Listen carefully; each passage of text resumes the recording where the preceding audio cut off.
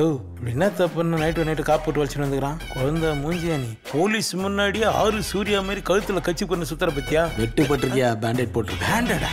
10ஆம் வகுப்பு சமூக அறிவியல் கைடு. பாடத்தினை புரிந்து கொள்ள உரையாடல் வடிவில் ஸ்டடி மெட்டீரியல். விடைகளை ஞாபகம் வைத்துக் கொள்ள மெமரி டிப்ஸுடன் கூடிய பிராக்டிஸ் மேனுவல். தேர்வுக்கு இதிலிருந்து தான் கேள்விகள் வரும். 10ஆம் வகுப்பு படிக்கும் உங்கள் பிள்ளைகளுக்கு வாங்கி கொடுங்கள் புரந்தூர் புக்ஸ் அண்ட் கைட்ஸ்.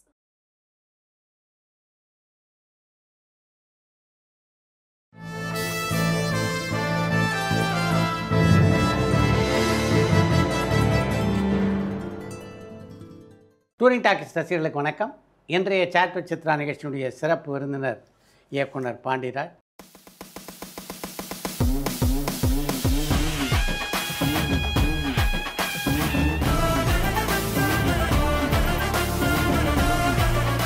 தன்னுடைய முதல் படத்திலேயே தேசிய விருதை வென்ற இயக்குனர் இவர். அதுக்கப்புறம் பார்த்திங்கன்னா தொடர்ந்து பல கமர்ஷியல் வெற்றிகள். இதில் குடும்ப பாங்கான படங்களை இயக்கதில் தனக்கென ஒரு தனிப்பெயரை பெற்றவர் தான் பாண்டிராஜ். இப்போ அண்மையிலே வெளியாகி மிக பிரமாதமாக ஓடிக்கொண்டிருக்கின்ற தலைவன் தலைவி படம் கூட பார்த்திங்கன்னா குடும்பத்தினர் கொண்டாடுகின்ற ஒரு படமாக இருக்குது. நம்ம அம்மா அப்பாவே இப்படி பார்த்துக்கலையான்னு அவங்களே நீ திட்ட அளவுக்கு கொஞ்சம் பார்த்துக்கலான்னு இருக்கேன். எங்கள் 2 பேரையும் பிரிச்சு விட்ருங்க. இப்போ இந்த சீசனே பார்த்திங்கன்னா குடும்ப படங்களை கொண்டாடுகின்ற சீசன் நினைக்கிறேன். அதுக்கு மகுடம் சேர்த்தால் போல் இந்த படம் அமைஞ்சிருக்கு. வணக்கம். வாங்க. வணக்கம் சார். வணக்கம் சார். இந்த படத்தை பற்றி சொல்லும்போது இந்த கதை விஜய் சேதுபதிக்கே எழுதப்பட்ட கதை அப்படின்னு பல பேட்டிகளில் சொல்லியிருந்தீங்க. ஆமாம். கதை முதல்ல எழுதும்போதே விஜய் சேதுபதி இருந்தார் அதில்? முதல்ல இல்லை சார். இல்லை. இது ஒரு சின்ன படமாக பண்ணலாம் அப்படிங்கும்போது ஃபஸ்ட்டு மணிகண்டன் இருந்தார். ஓ அருமை. 1 மீட்டருக்குள்ளே ஒரே அந்த கோயிலுக்குள்ளேயே நடக்கிறது மாதிரி ஒரு வருஷன் இருந்தது கதை. ஓ. அதை ஓடிடியில் பண்ணலாம் அப்படின்னு ஃபஸ்ட்டு யோசிச்சது தான் அது. அப்புறம் எழுத ஆரம்பித்ததுக்கு அப்புறம் தான் அந்த கதையுடைய திரைக்கதை வேற ஒரு இதில் போகுது. வேற ஒரு பரிணாமம். வேற பரிணாமம், வேற கேரக்டர். அப்போ ஆகாச வீரனா அது எழுதும்போதும் பேரரசியாக எழுதும்போதும் இது விஜய் சேதுபதி நடித்தா நல்லா இருக்குமே அப்படின்னா அப்போ தான் எழுத ஆரம்பித்ததுக்கு அப்புறம் தான் அது தோணுது. ஆனால் அப்போவே ஆகாச வீரனும் பேரரசி இருந்தாங்க. பேரரசி அரசியாக இருந்தாங்க. பேரரசியான அப்புறம் பேரரசியாக நித்யா வந்தோடனே பேரரசி ஆயிடுச்சு. ஆமாம் சார். அதான் அப்படித்தான் அந்த கதை இதுவாக இருந்தது. அதுக்கப்புறம் இவர் இன்னும் எழுத ரொம்ப சுவாரஸ்யமாக இருந்தது. அப்புறம் ஒரு ஐடியா தோணுதுக்கப்புறம் எழுத ஓரளவுக்கு ஒரு 1/2 மணி நேரம் 3/4 மணி நேரம் கதை ரெடியானோன்னா போய் சேது சார்கிட்ட சொல்லும்போது அவர் ஓகே பண்ணலாம் நல்லா இருக்குது அப்படின்ட்டார். அப்புறம் சேது சாரை மைண்டில் வச்சுக்கிட்டு எழுதும்போது இன்னும் நிறைய சுவாரஸ்யங்கள் வர ஆரம்பிச்சிருச்சு. அப்போ இந்த பக்கம் யார் அப்படின்னு பார்க்கும்போது நித்யா மேனன் வர்றாங்க. நித்யா மேனன் வரும்போது இன்னும் அவங்கள மனசில் வச்சு எழுதும்போது இன்னும் சுவாரஸ்யமாக மாற ஆரம்பிச்சது. அப்படி தான் இது இதுவானது. எந்த காலகட்டத்தில் நித்யா மேனன் படத்துக்குள்ளே வந்தாங்க? இல்லை, விஜய் சேதுபதி அப்படின்னு யோசிக்க ஆரம்பித்த உடனேயே நித்யா மேனன் கேரக்டர்களுக்கு வந்துட்டாங்க அப்படி தான் சொல்லலாம். இந்த சம்பவம் உங்களுக்கு கிடைக்க காரணமாக இருந்ததே ஒரு கோயிலில் நடந்தது. ஆமாம், அது என்னுடைய குலதெய்வம் கோயிலில் தான் நடந்தது. ஓ. சின்னம்மாள் தொட்டிச்சி அப்படின்னு சொல்லி என்னுடைய குலதெய்வம் கோயில். அங்கே என்னுடைய பையன் பிறந்த நாளுக்காக சாமி கும்பிட்டு வரலாம் அப்படின்ட்டு நாங்கள் போனோம். அப்போ சந்தித்த இன்சிடெண்ட்டு தான். ஒரு பெரிய சண்டை நடந்துக்கிட்டு இருந்தது. அந்த சண்டையை விலக்கி விட போய் நாங்கள் ஒரு 1.5 மணி நேரம் அந்த சண்டைக்குள்ள மாட்டிக்கிட்டோம். நாங்கள் போனது பயங்கர பசியான நேரம், சாப்பிடவே விடலை. அந்த மாதிரி பயங்கரமாக வருதுக்குள்ளே மாட்டேங்க. நீங்களாவது கேக் வெட்டினீங்களாங்க? இல்லை. அதான் 1.5 மணி நேரம் ஆச்சு. அங்கே இவன் வருவான், கேக் வெட்டுவான், பிரியாணி சாப்பிடுவோம்னா ஒரு 25 குழந்தைங்க வெயிட் பண்ணிக்கிட்டு இருக்கு. ஆனால் நாங்கள் மாட்டிக்கிட்டோம். அங்கே இருந்து அப்புறம் அவங்க ஓரளவுக்கு என்னென்னா பிரிஞ்சிடக்கூடாது அப்படிங்கிறதுக்காக உட்காந்து அவங்களுக்கு அட்வைஸ் பண்ணி லைஃப்னா என்னென்னு தெரியுமாடா, ஏன்டா அப்படி அடிச்சுட்டு சின்ன பசங்க அவங்க. நான் படத்தில் பார்க்கும்போது நேரில் பார்க்கும்போது அவங்க ரொம்ப அப்போ தான் கல்யாணம் ஆகி ஒரு குழந்தை இருந்தது. இன்றைக்கி அவங்க சந்தோஷமாக இருக்காங்க. வணக்கம் சார், என் பேர் Vasanth. I'm calling from Madurai. ஓ, மதுரையிலேருந்து பேசுகிறீங்களா? எப்படி இருக்கு மதுரையில் படம் பார்க்கும்போது? இல்லை, நான் Madurai settle in Chennai sir. இப்போ சென்னையில் ஒர்க் பண்ணிட்டு இருக்கிறதுனால சென்னையில் தான் பார்த்தோம். நாங்கள் பிவிஆரில் பார்த்தோம் ஃபேமிலியோட. சரி சரி சரி. ஆமாம், இன்ச் பை இன்ச் என்ஜாய் பண்ணோம் சார். பை த வே.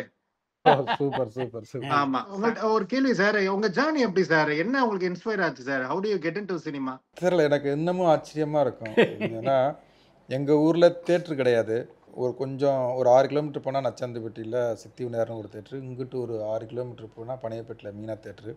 ஆனால் என் வீட்டில் தேட்டருக்கு படத்துக்கு விட மாட்டாங்க. இந்த ஊரில் வந்து திருவிழா வந்துச்சுன்னா 2 படம் திரைகட்டி தெருவில் ஓட்டுவாங்கல்ல, அதுலேயுமே வந்து ஒரு படம் பார்க்குறதுக்கு தான் எங்கள் அப்பா அலோவ் பண்ணுவார்.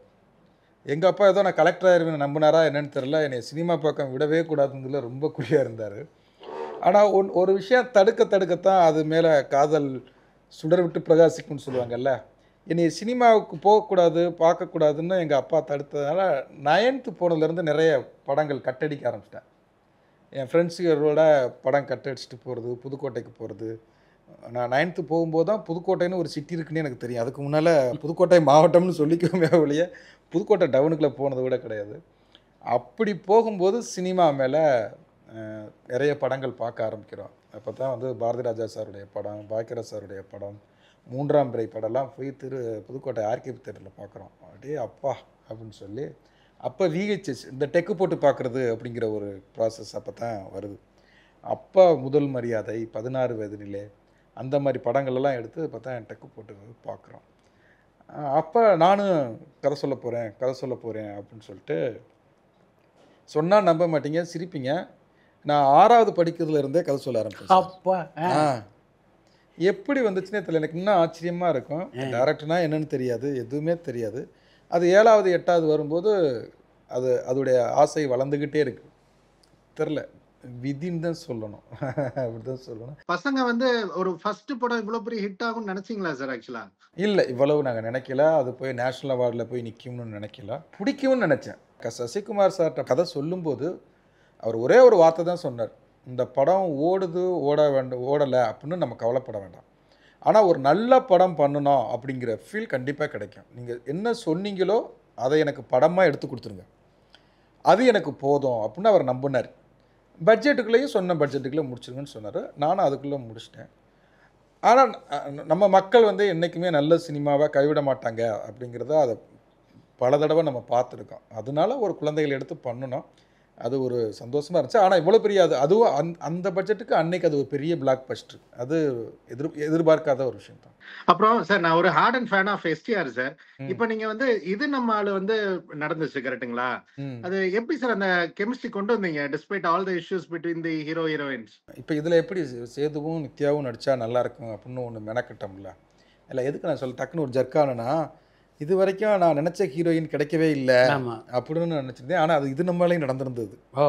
ஆமாம், அது ஆனால் ஃபஸ்ட்டு எடுத்தவொடனே நயன்தாரா இருந்தால் நல்லா இருக்குமான்னு யோசிக்கல. ஒரு நசீரியா தான் யோசிச்சிருந்தேன்.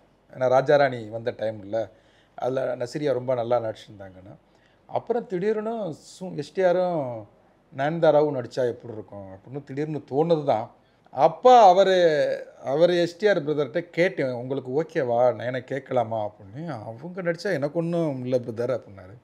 அப்போ வந்து பாலசுப்ரமணியம் கேமராமேன் அந்த நம்ம படத்துக்கு, ஏன்னா நயன் அவங்கள கமிட் பண்ணுறதுக்கு முன்னாலே நாங்கள் 20 நாள் ஷூட்டிங் எடுத்துட்டோம். ஹீரோயின் யாருன்னே தெரியாமல் இது நம்ம படத்தை நாங்கள் எடுத்துட்டோம். அவர் ஆப்போசிட்லேயே சொல்லுவார், சார் ஆப்போசிட்டில் யாருக்கு ஹீரோயினே தெரியாமல் நீ ஃபோனாக பேச சொல்லி சாவடிக்கிறீங்க சார் அப்படின்னு பாப்புல சிம்புவை. அப்போ யார் ஹீரோயினே தெரியாமல் அவர் நடிக்கணும். புரியுதுங்களா? ஒரு விஷுவல் பண்ணுறதுக்கு ஒன்று வேணும்ல. அவங்க ஆப்போசிட்டில் எப்படி பர்ஃபார்ம் பண்ணுவாங்க, என்ன பண்ணுவாங்கங்கிறதுக்குனால ஒன்று தெரியணும்ல. ஆனால் நாங்கள் ஷூட்டிங் ஆரம்பிச்சிட்டேன் ஹீரோயின் கன்ஃபார்ம் ஆகிறதுக்கு முன்னாடி. அப்புறம் பாலசுப்ரமணியம் சார் வந்து அப்போ வந்து அவங்க கதிரவேலன் காதல் பண்ணிகிட்டு இருந்தாங்கன்னு நினைக்கிறேன், நயனோட கேமராமேன். அவர் இந்த மாதிரி சிம்பு வச்சு பாண்டியராஜ் ஒரு படம் பண்ணுறாரு, இங்கே நடிக்கிறீங்களான்னு கேட்டார் அப்படின்னா அவங்க எதுவுமே யோசிக்காமல் ஓகே கதை பிடிச்சா நான் பண்ணுறேன் அப்படின்ட்டாங்க. அப்போ ஃபோன் போட்டு கொடுத்தாரு. ஃபோனில் கதை சொல்லி அவங்க ஃபோன்லேயே பயங்கரமாக சிரிக்க ஆரம்பிச்சிட்டாங்க. சூப்பராக இருக்கு நான் பண்ணுறேன்ட்டாங்க உடனே. அப்படி தான் அது ஓகே ஒன்று. இப்போ நீங்கள் சொல்லிட்டு இருந்தீங்க சார்கிட்ட, அது எப்படி உங்களுக்கு அந்த கெமிஸ்ட்ரின்றது எப்படி சார்? நீங்கள் உண்மையிலே கெமிஸ்ட்ரி வாத்தியார் தானா? எனக்கு புரியல. உங்களோட ஹீரோ எப்படி ஹீரோ ஹீரோயின்ஸ்குள்ள இவ்வளோ அழகா கெமிஸ்ட்ரி ஒர்க் அவுட் பண்ணுறீங்க? We don't know actually. இல்லை இந்த கெமிஸ்ட்ரி வாத்தியார்லாம் கிடையாது. உண்மையை சொல்லணும்னா எனக்கு கெமிஸ்ட்ரி பிடிக்கவே பிடிக்காது. இந்த +2 படிக்கும்போதெல்லாம் அந்த குறியீடெல்லாம் ஞாபகத்துக்கு வச்சுக்கிறதுல செத்து சுண்ணமாயிரும். இந்த கதை எழுதும் போதே நமக்கு தெரியும், இது சேது சார் இருந்தால் நல்லாயிருக்கும், இது நித்யா மேனன் நல்லா இருக்கும், சிம்புவும் நயனும் சேர்ந்து பண்ணாங்கன்னா இது நல்லாயிருக்கும் அப்படிங்கிற ஒரு காம்பினேஷன். ரைட்டிங் எழுதும்போது நம்ம ஒரு மைண்டுக்குள்ளே ஒன்று வச்சு எழுதுவோம்ல, அது வந்து இந்த படத்துக்குள்ளே நம்ம நினச்ச 2 பேரும் வரும்போது அது ரொம்ப அழகாக மாறிடுச்சு. அவ்வளவுதான். சார் ஒரு அட்வைஸ் என்ன சார் கொடுப்பீங்க நியூ ஆஸ்பிரண்ட்ஸுக்கு? அட்வைஸ்லாம் கொடுக்க மாட்டேன். அவங்கவுங்க சூப்பராக போய்கிட்டு இருக்கு. அவ்வளவுதான். இந்த படம் வந்து நிறைய பேரை மாற்றும் அப்படிலாம் சொல்லிக்கிட்டு இருந்தாங்க. அது கிடையாது. எனக்குள்ளேயும் ஒரு பிரச்சனை இருக்கும், அவருக்குள்ளேயும் எல்லா தாம்பத்தியத்துக்குள்ளேயும் ஒரு சின்ன சின்ன பிரச்சனை இருக்கும். அது உட்காந்து நம்ம 2 பேரும் உட்காந்து பேசினோம்னா சரியாகாத பிரச்சனை எதுவுமே கிடையாது. Thank you sir. Thank you Pandiraj sir. இன்னைக்கு குடும்பங்கள் கொண்டாடுகின்ற ஒரு படமாக இந்த படம் இருக்குது. அதுக்கு முக்கியமான காரணம் என்ன நீங்கள் நினைக்கிறீங்க?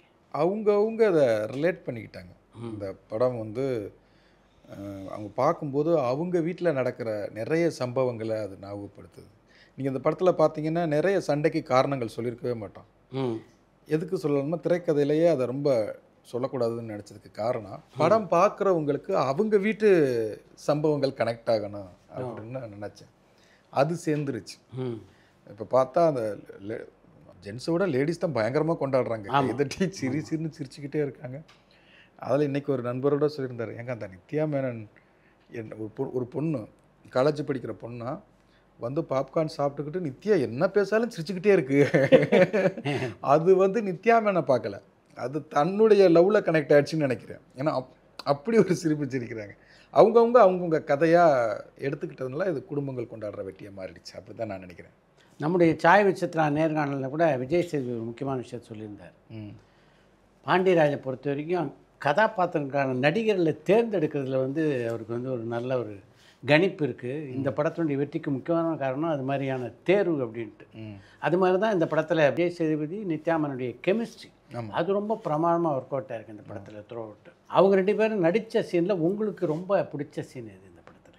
எனக்கு அவங்க நடித்ததில் ஹோட்டலுக்குள்ள நடக்கிற சீன் எல்லாமே எனக்கு ரொம்ப பிடிக்கும். பர்டிகுலராக அந்த சண்டை போடும்போது துண்டில் வாயை கட்டிக்கிட்டு இதுங்கிறதும், அப்புறம் நான் சண்டை போடலை மேடம் கத்தாத அப்படிங்கும்போது நான் கத்தலை மேடம்னு சொல்கிறது, அது ரொம்ப பிடிச்ச சீன். அப்படின்னா நித்யா வந்து அவங்க அப்பா வீட்டுக்கு கோச்சிக்கிட்டு போகும்போது பஸ்ஸில் ஏறி பின்னாலே வருவாப்புல, அங்கே மாமனார் வந்து மாப்பிள்ளை சாப்பிட்டு போங்க அப்படிங்கும்போது அந்த சீன் வந்து எனக்கு அந்த 2 எண்ட்லேயும் சண்டை ஆகி திருப்பி சாப்பிட்டு அவங்களுக்கு புற ஏறும்போது ஒரு தண்ணியை எடுத்து கொடுக்கும்போது 2 பேரும் ஒரு எக்ஸ்ப்ரெஷன் ஒன்று கொடுத்துருப்பாங்க. அது அவங்களா அந்த இடத்துல அது கொடுத்தது, அது செம்ம இதுவாக இருந்தது. அந்த சீன் எனக்கு டோட்டலாகவே ரொம்ப பிடிக்கும். இந்த படம் ரொம்ப ஜாலியாக இருந்தது சார். அது எல்லாத்துக்குமே ஒரு கட்டத்துக்கு மேலே ஃபஸ்ட்டு ஷெட்யூலாக 40 நாள் ஒரு 36 நாள் போகணும் சார். ஒரு 20 நாளுக்கு அப்புறம் போர் அடிக்க ஆரம்பிச்சிருங்கள. ஆனால் அவங்களுக்கு வந்து அது ரொம்ப பிடிச்சிது எல்லாத்துக்குமே. அந்த ஸ்பாட்டுக்கு வர்றதுக்கே அது இதுவாக இருந்தது. இன்னும் சொல்லப்போனால் படம்லாம் நெருங்க ஷூட்டிங்கை தள்ளுங்கிற மூடுக்கு இவங்க வந்துட்டாங்க. எப்போவுமே ஒரு படத்துலேருந்து வெளில போயிடலாம், எப்போ முடியும், அடுத்த படத்துக்கு எப்போ போவோம், எப்போடா இந்த படம் முடியும் அப்படிங்கிற ஒரு மூடுக்கு வருவாங்க. ஏன்னா இது ரொம்ப ஹோட்டலுக்குள்ளே எடுக்கும்போது சாப்பாடை ரசித்து சாப்பிட்லாம், ரசித்து சிரித்து எடுத்த படம். நீங்கள் இந்த மேக்கிங் வீடியோ பார்த்தீங்கன்னாவே தெரியும். அந்த மேக்கிங் வீடியோவிலேயே இவங்க எவ்வளோ செம்ம ஜாலியாக அவ்வளவு இதுவாக இருந்தது. அது உட்காந்து பேசும்போது மொத்தமாக உட்காந்து காட்சிகளை விளக்கும்போது, அதே மாதிரி தூண்டி கருப்பர் கோயில்கள் எடுக்கும்போதும் அவ்வளோ சந்தோஷமாக இருக்கும். இந்த படம் வந்து ஆரம்பித்ததுலேருந்து முடிகிற வரைக்கும் எல்லாருக்குமே ரொம்ப பிடிச்சிருந்தது. ரொம்ப ரசித்து ஒர்க் பண்ணாங்க. ஒவ்வொரு டெக்னீஷியனும் ஒவ்வொரு ஆர்டிஸ்ட்டும் ஒரு லைட்மேன் முதற்கொண்டு அவ்வளோ சந்தோஷமாக. என்னென்னா நம்ம வீட்டு கதையை எடுத்துக்கிட்டு அந்த சீனை பண்ணும்போது அவங்க 2 பேரும் நடிக்கும்போது என் பொண்டாட்டி பண்ணுறது மாதிரியே நித்யா பண்ணிக்கிட்டு இருக்குங்கிறது. இந்த பக்கம் வந்து லேடிஸ் இருக்கும்போது எங்கள் வீட்டுக்காரரும் இப்படி தாங்க பண்ணுவார் அப்படிங்கும்போது அவங்களுக்கு ஈஸியாக கனெக்ட் ஆகிடுச்சு. அந்த தங்கச்சி கேரக்டர் வரட்டும், அம்மா தீபாக்கெல்லாம் பார்க்கும்போது ஐயோ எங்கள் அம்மா அப்படியே இருக்குங்க, இதை விட 2 மடங்கு எங்கள் அம்மா அப்படின்னு சொல்லி அங்கே வேலை பார்க்குறவங்களே கமெண்ட் அடிப்பாங்க. அப்போவே நமக்கு தெரிஞ்சிருச்சு, ஓகே இது எல்லாருக்கும் இந்த படம் ஈஸியாக கனெக்ட் ஆக ஆரம்பிச்சிருச்சு அப்படிங்கிறது. அப்போ அது அந்த அதனால் அது ஒவ்வொரு சீனையும் ரசித்து எடுக்கும்போது அது ரொம்ப எல்லாருக்குமே சந்தோஷமாக இருந்தது. வணக்கம் சார். ராஜேஷ் சென்னையிலேருந்து பேசுகிறேன். முதல்ல என்னுடைய வாழ்த்துக்களை உங்களுக்கு தெரிவிச்சுக்கிறேன் பாண்டியராஜ் சார் ஃபார் தலைவன் தலைவி வெற்றி. ரொம்ப அற்புதமான படைப்பு, இந்த காலகட்டத்துக்கான ஒரு அவசியமான ஒரு படைப்பு. பசங்க தலைவன் தலைவி இந்த ஜர்னி உங்களுக்கு எப்படி இருந்தது? இரண்டாவது கேள்வி வந்து உங்களுடைய கனவு திரைப்படம் அப்படின்னு நீங்க ஏதாவது தீர்மானம் பண்ணியிருக்கீங்களா? என்ன மாதிரியான படைப்பு நாங்கள் உங்களுடைய கனவு படமாக நாங்கள் எதிர்பார்க்கலாங்கிறத நீங்கள் சொன்னீங்கன்னா மகிழ்ச்சியாக இருக்கும். முதல்ல உங்கள் வாழ்த்துக்களுக்கு நன்றி, ரொம்ப சந்தோஷம். பசங்க 2009 வந்துச்சு. இன்றைக்கி தலைவன் தலைவி வந்து 2025, கிட்டத்தட்ட 17-18 வருஷம்.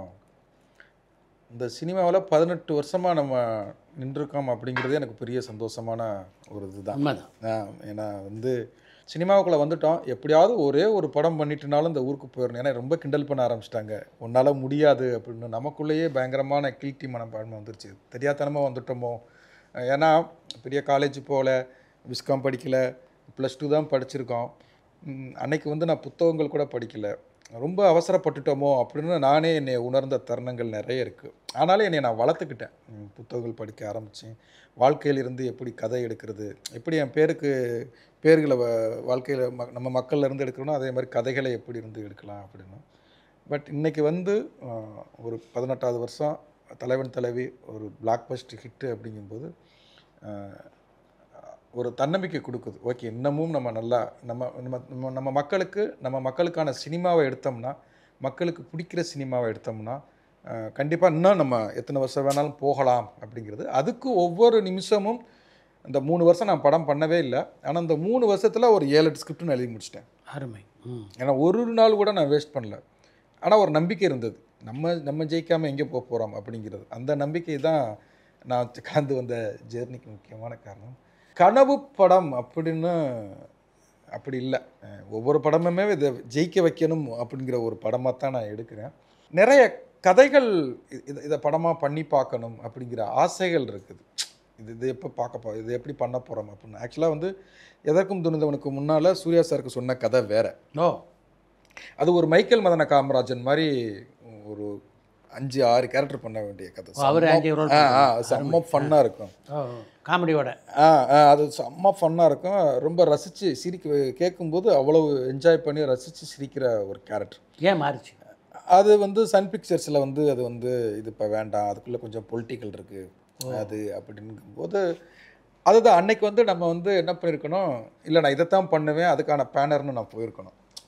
அந்த படம் என்னென்னா ஸ்கேலாக வந்து இப்போ எனக்கு சொல்கிறாங்கல்ல, பாண்டிராஜ் வந்து ஃபேமிலி ட்ராமா தான் பண்ண இது அப்படிங்கிற மாதிரி இருக்குல்ல, அந்த படத்தை நான் பண்ணியிருந்தேன்னா அது கண்டிப்பாக வேற ஒரு கலர் எனக்கு எப்படி அடையாளத்தையும் கொடுத்துருக்கும். கதகளி வந்து எப்படி இன்றைக்கும் வந்து இன்றைக்கும் சொல்லிக்கிட்டு இருக்காங்க கதைகள், ஆமாம் அது மாதிரி ஒரு படம் பண்ணுங்க அப்படின்னா, அந்த கதையை நான் பண்ணியிருந்தேன் அப்படின்னா அது கண்டிப்பாக வேற ஒரு அதை பண்ணணுங்கிறது எனக்கு ஒரு ஆசை. கனவுன்னு சொல்ல முடியாது, அந்த படம் பண்ணால் என்னுடைய கலர் வந்து பெருசாக மாறும். அது நீங்க எதற்கும் துணிந்தவன்லயே வந்து women safety in digital, so அதுவே வந்து இன்னைக்கு வந்து ரொம்ப ப்ரீவேலண்டான ஒரு இஷ்யூ. நீங்க அந்த ஒரு கருத்தை மையமா வச்சு அந்த படத்தை நீங்க டைரக்ட் பண்ணீங்க. அந்த படம் பண்ணும்போது அதுக்கான கரு உங்களுக்கு ஏதாவது ஒரு பார்த்தீங்களா? அந்த இதுக்கான அதை எப்படி? இல்லை, நம்ம நேரில் பார்க்கல, நம்ம சொந்தங்களில் யாரும் அதை இது பண்ணலை. இது பொள்ளாச்சி இஷ்யூடைய இன்ஸ்பிரேஷனால் நிறைய கேட்டாங்க, அது கிடையாது. ஏன்னா அது இந்தியா லெவலில் வேர்ல்டு லெவலில் அங்கங்கே நம்ம பார்த்துக்கிட்டே இருக்கிற ஒரு விஷயம். ஸோ அதை நம்ம தொட்டு அதை சொல்லலாம் அப்படிங்கிறது தான் இதுவாக வழிய நம்ம அனுபவித்ததோ இல்லை சொந்தங்கள் அனுபவித்ததோ அப்படி கிடையாது.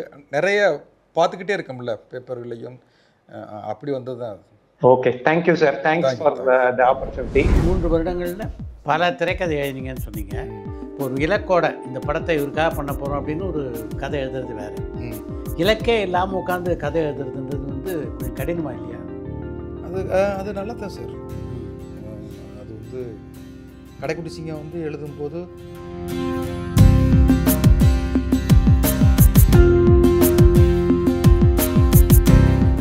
உங்களுடைய திரைப்பயணத்தில் நீங்கள் வெற்றியை சந்திச்சிருக்கீங்க, தோல்வியை சந்திச்சிருக்கீங்க.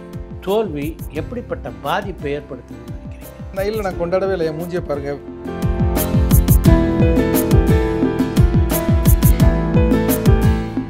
தோல்வி வந்து எந்த அளவு பாதிக்குது? தோல்வி இந்த 3 வருஷம்லாம் மீண்டு வர்றது கொஞ்சம் கஷ்டமாக தான் இருந்தது. ரொம்ப